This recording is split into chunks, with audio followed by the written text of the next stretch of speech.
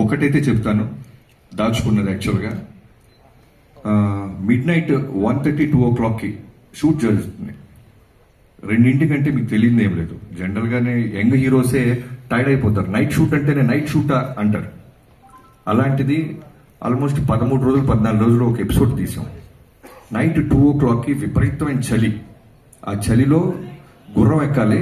నేను ఆయనకి చెప్పకుండా డూప్ని ఏదన్నా బ్యాలెన్స్ చేద్దామా అంటే వీణొచ్చి గుర్రం నేను కదా ఎక్కాలి అని ఆయనే గుర్రం ఎక్కి ఒక అడవిలో గుర్రాన్ని పరిగెత్తిస్తూ చేతిలో బర్న్ అవుతున్న ఒక స్వర్డ్ ని పట్టుకొని చేసాం.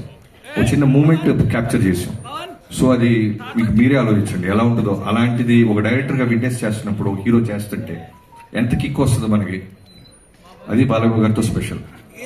డైలాగ్స్ మీకు స్పెషల్ ఉంది సార్. బాలకృష్ణ గారి డైలాగ్స్ ఒక సపరేట్ ఫ్యాన్ బేస్ ఉంది. అంటే ఆయన డైలాగ్స్ ఫస్ట్ టైం మీరు విట్నెస్ చేస్తున్నప్పుడు ఎలా ఫీల్ అయ్యారు?